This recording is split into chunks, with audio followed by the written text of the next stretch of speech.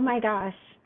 Today is one of my favorite days in the whole world. I feel like life has come full circle. I am here with a very, very dear friend, a confidant, Christine Kleinsprecher, a mother, a former CEO, someone who is so incredibly inspiring, brave, bold, and now an author.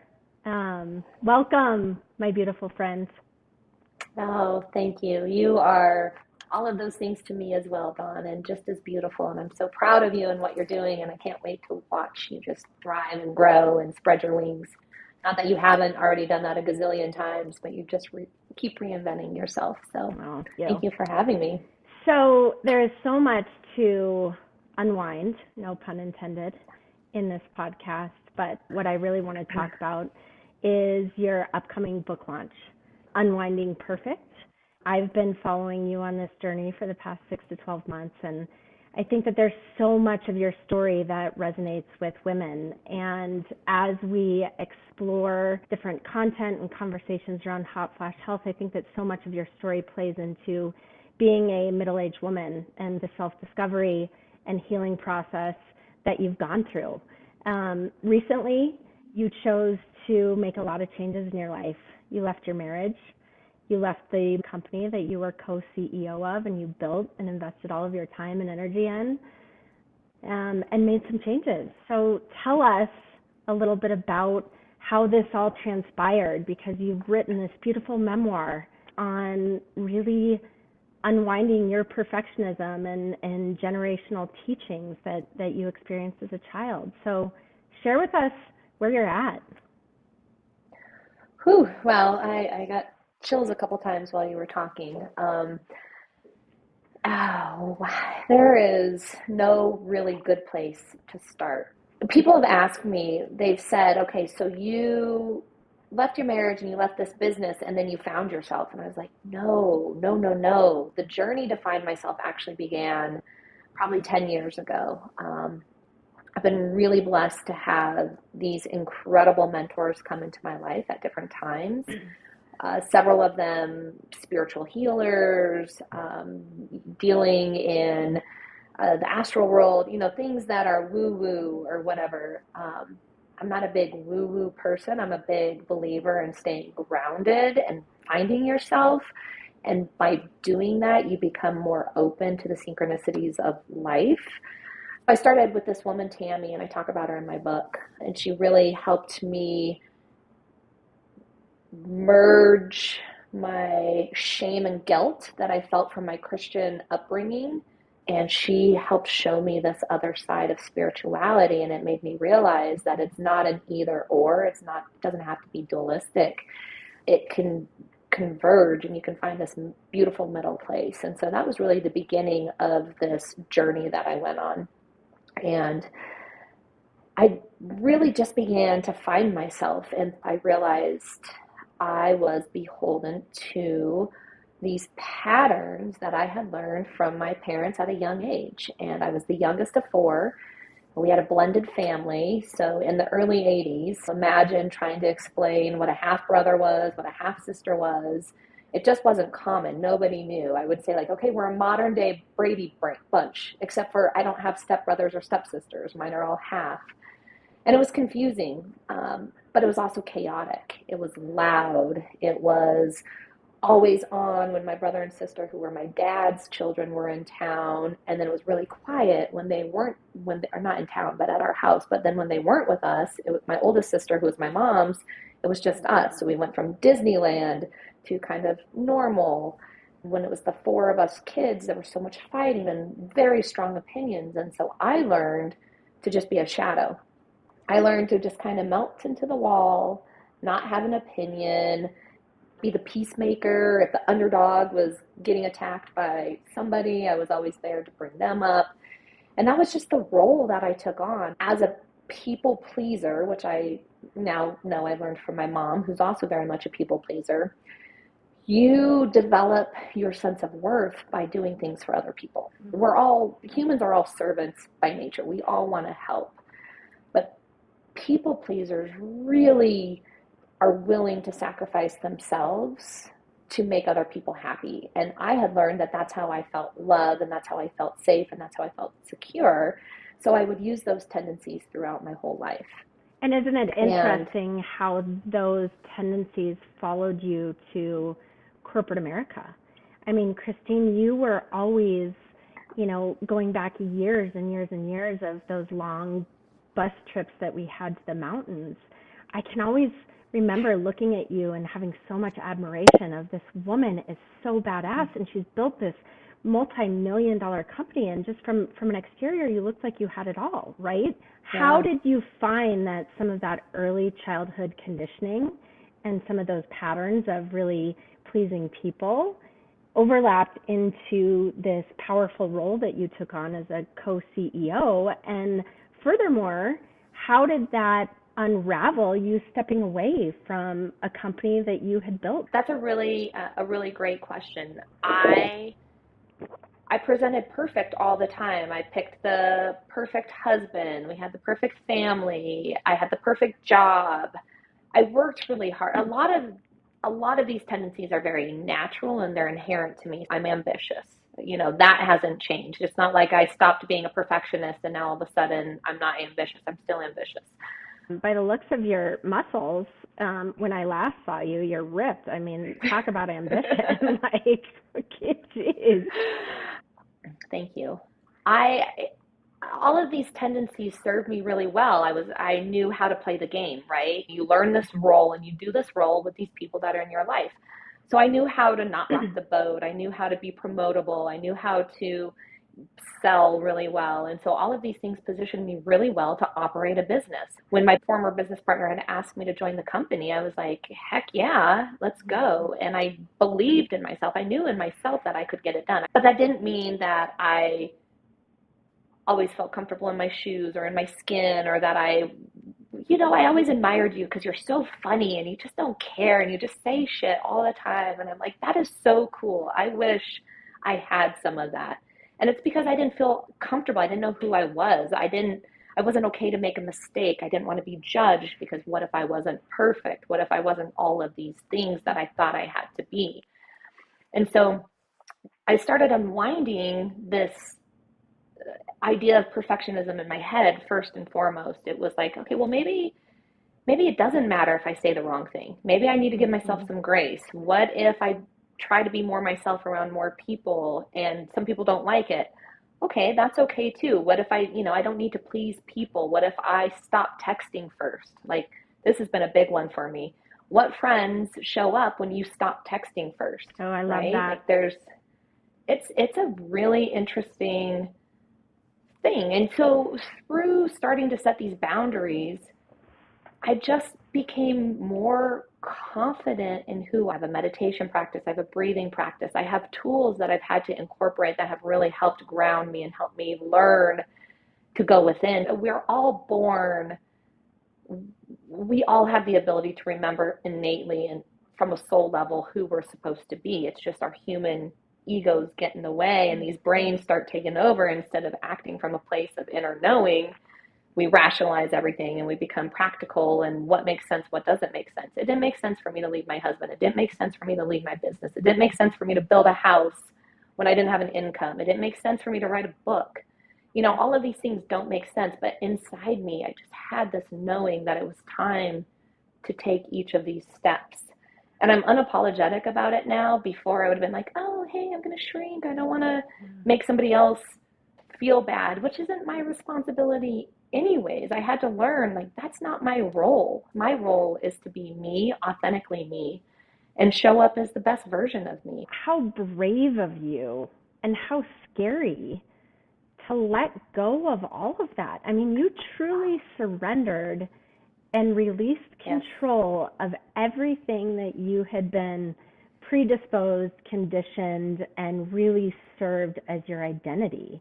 Like, how did you get to the point? There's so many women out there who are climbing the corporate ladder, who have established their identities that way or as mothers, and are really trying to embrace this self-discovery process.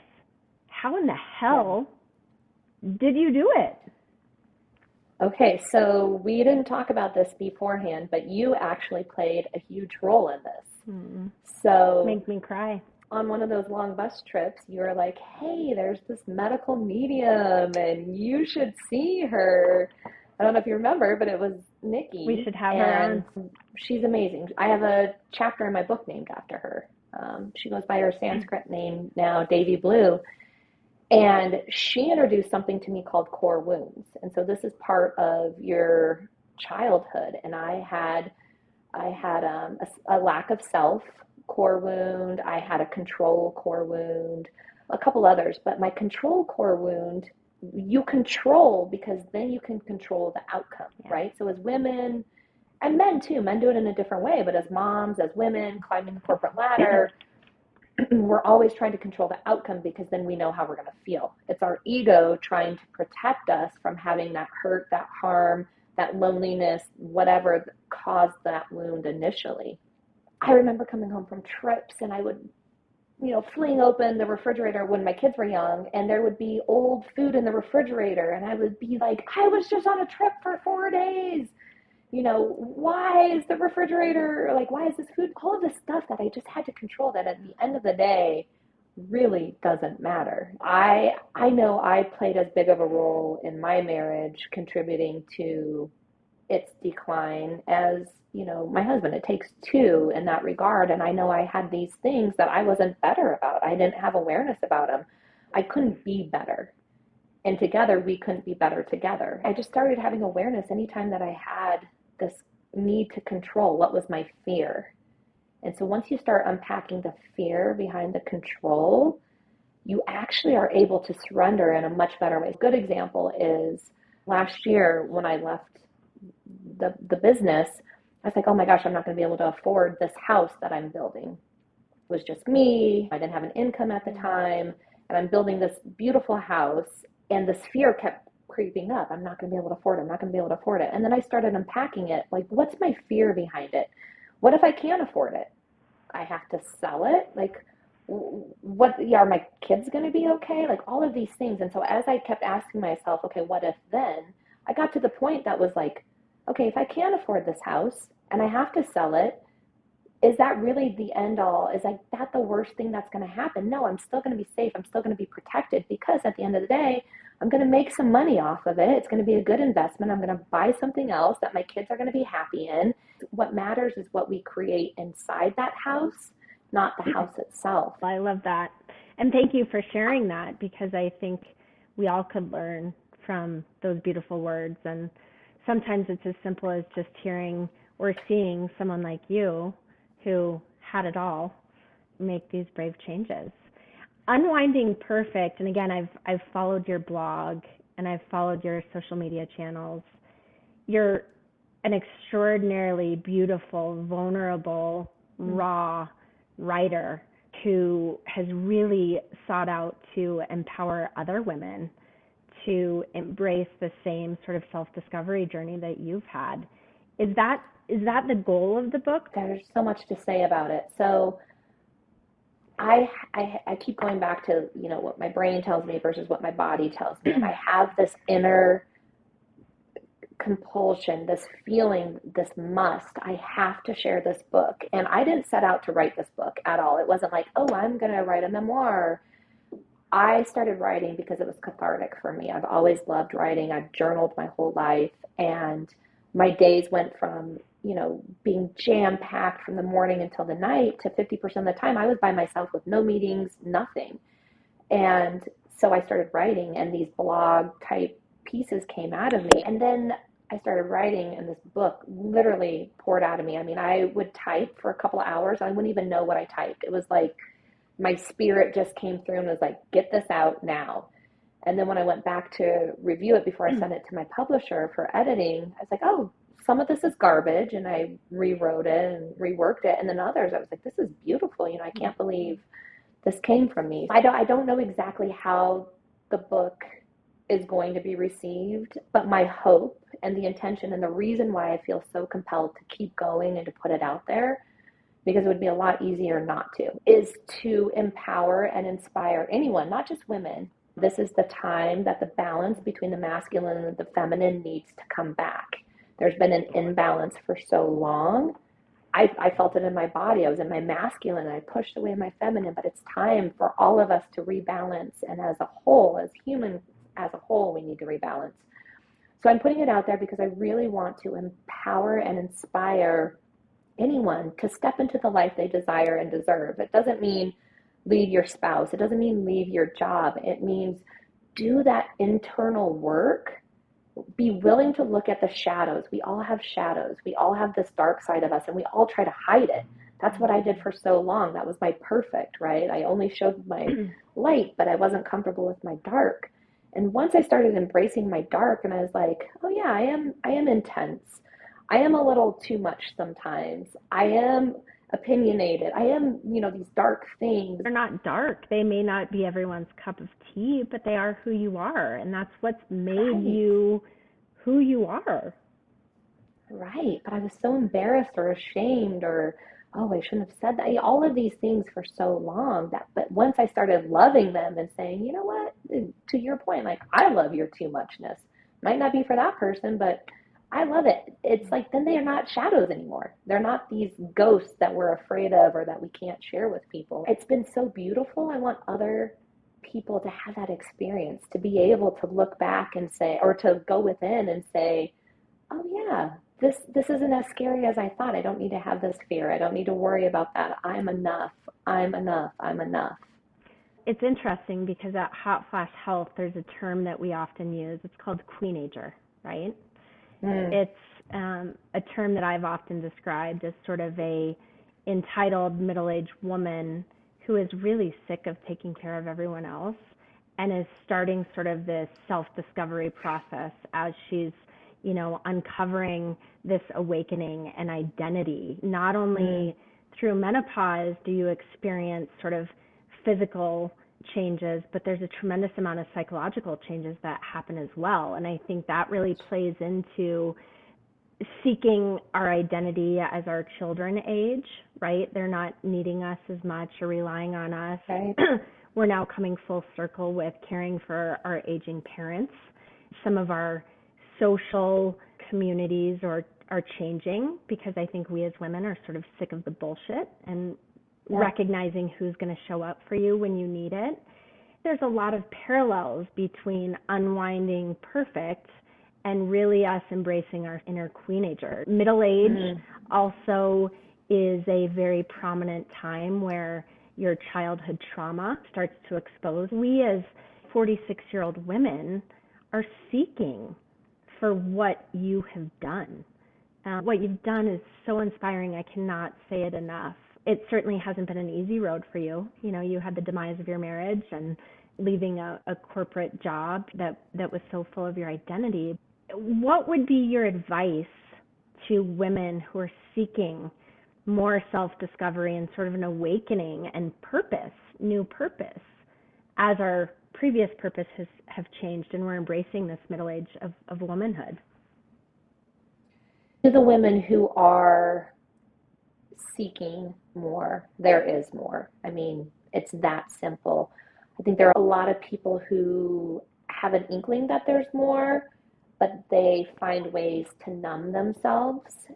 And so the first thing I would say is be willing to feel the pain, stop the numbing, depending on what you're comfortable with. Talk therapy. I had never really done talk therapy since I was 18, and I found an amazing therapist. I don't think all therapists are amazing, so you have to find the one that is truly going to push you to get out of your comfort zone. There's lots of people like Davy Blue who are more on the spiritual healing side. There's YouTube videos, there's books. But at the end of the day, it's like anything. You have to be willing to do the work. You have to be willing to open your eyes and be open to it. Once you become open to it, it's amazing how the information starts flowing to you. The people start coming to you. New doors start to open, new possibilities. And then trusting yourself. That was something I didn't do. I made gut instincts and I was good with them for lots of things, but when it came to me and my personal self, I never really trusted it. And once I started trusting my inner knowing and that gut feeling, I'm like, oh, I can take over the world. Like all of a sudden, I have this newfound sense of self where I'm afraid of nothing. I'm so proud of you just as your friend. I can imagine that sort of setting these boundaries has disrupted a lot of relationships or a lot of things in your life. It sounds like some for the better, some for the worse. What's been the biggest change aside from your just contentment? What are the biggest changes that you've seen in embracing this journey?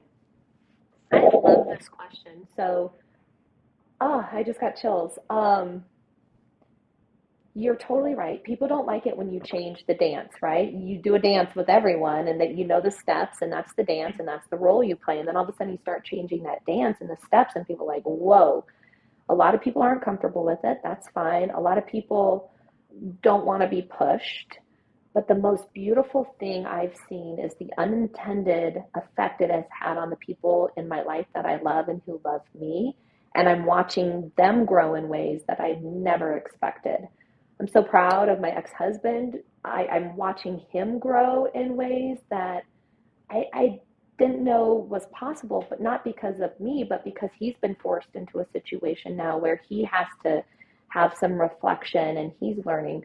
My children, oh my gosh. So by breaking these generational patterns, by not becoming my mom, I've empowered my children to not become me. My daughter, she doesn't have to be me. She can go do whatever she wants to do at a really young age, and she sees that and she's thriving. My children are not going to stay in a marriage because it's what you're supposed to do. My children are going to understand that marriage and commitment and relationships are because you choose to be with that person on an ongoing basis and that person chooses to be with you. The most profound impact has been on the people around me whom I love. And while it was really scary, and I talk a lot about this in my book, I talk about some family members that were upset with it, some other people that were upset with my boundaries. But at the end of the day, the realization how I would rather be a black sheep or I'd rather be the bad guy because I was ultimately standing up for myself, and then how that empowers my kids. My mom always says you're as happy as your saddest child. And it's so true because, having 3 kids, 2 could be thriving and 1 is struggling, and that sort of sets your tone. So how beautiful that you've been able to not only create that autonomy, but, seeing them thrive as a result of that. And I mean, you have 2 really cool kids to begin with. So the fact that they're even cooler and you set them loose to really fly is pretty extraordinary. Quite the opposite of this helicopter parenting that we all see. We talked about control earlier. I used to think I had to control everything for them. I had to control their outcomes. I had to control what they were doing. I had to control.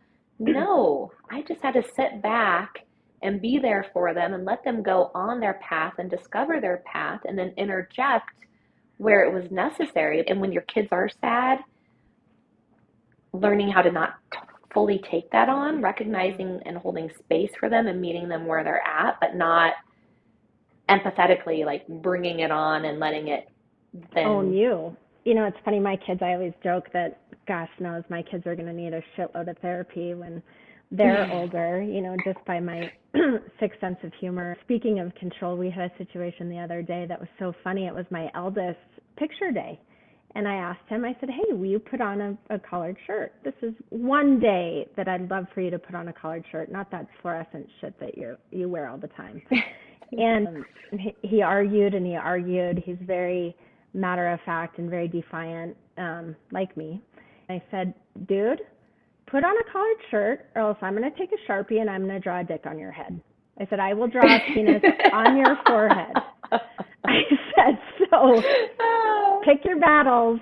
You can either go to school with a penis on your forehead or you can put a collared shirt on And, I laugh because I'm like, man, they're going to need tons of therapy when they're older. But, having a sense of humor and really learning to laugh. But listening to you, saying relinquish some of that control, I need to do a better job as a parent of doing that. So much of my control in life has resulted in anxiety. That's been the number one thing for me really struggling with generalized anxiety disorder, is not having the ability to control the outcome. So what's next? I mean, gosh, so much in your 40 some odd years. I mean, you have a beautiful family. You've been a co-CEO of a very successful business. You're now an esteemed author. You've written a book. You've uncovered all of this amazing, amazing goodness within yourself. What could possibly be next for you, and how can I get more of you in my life? Like how can I, and how can everyone else who just could learn and be inspired and challenged by what you've done? What's next for Christine Kleinsprecher?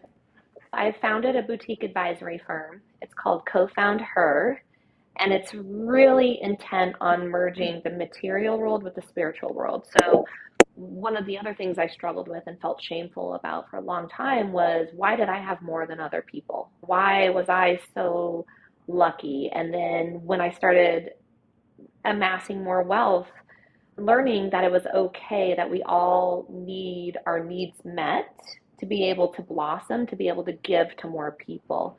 At the same time, the spiritual side's coming in, and I believe that the world, our country, we've been so focused on the material for so long, and we don't understand the basis behind it, and being good humans, giving back, how to conscious awareness in business. And so I really want to work with founders and entrepreneurs who are seeking profit, but also their higher selves.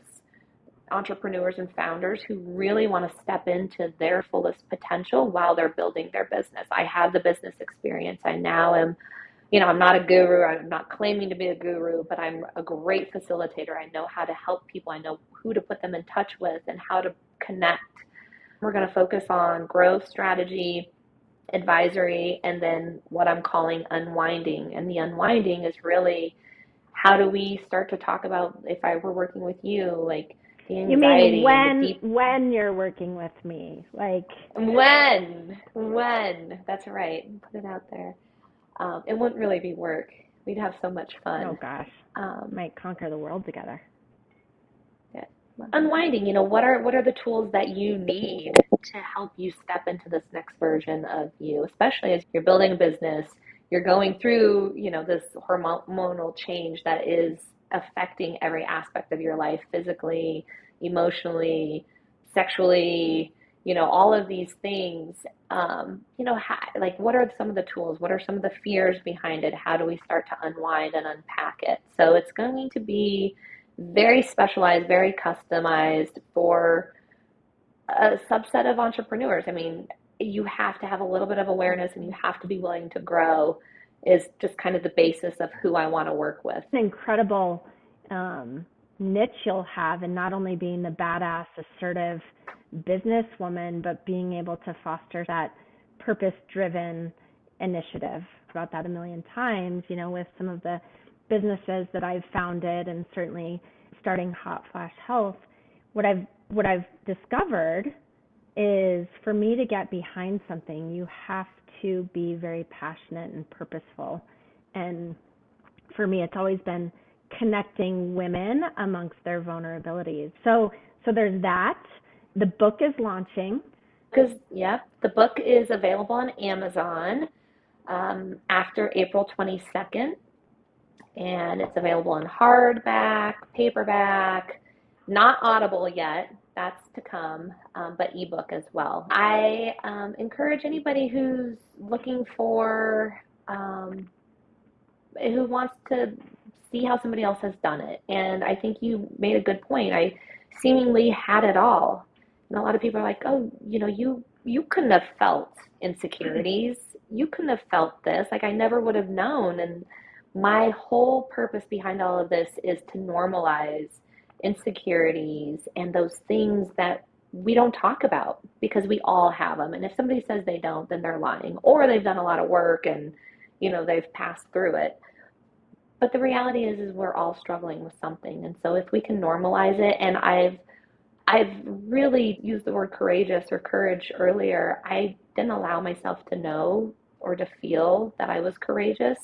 At the time, I was just doing it because I thought I was supposed to. But when I look back on it now, I was like, that was pretty damn courageous. So And I am pretty proud of myself. What you've done. I mean, you've changed my life for the better. Oh, and I haven't even read the wow. book. I've just been following along on your blog and the offline conversations that you and I have had. And, I'll never forget a couple months ago when I approached you about the concept around hot flash health. I too was in a bit of a precarious stage in my life where I was really searching for my identity and purpose. So much of me had been defined professionally, and that was taken away at one moment in time, and I was trying to find myself again. And you reached across the table and you grabbed my hands as I just was crying, and you said, "You got this," and I want to be here with you. And so I'm thankful for you. I'm thankful for your message. I'm thankful for your bravery. I'm thankful for all of the women that are going to benefit from hearing your story and taking that next step. And I'm thankful for you to be transparent, and someone like you is insecure, because I'm insecure too, and no one would ever guess it. And just by hearing one another say that, I think gives women a moment of pause to know that they're not alone. The blog is, tell us the blog. So how can people find the blog? Yep, it's at www.unwindingperfect.com.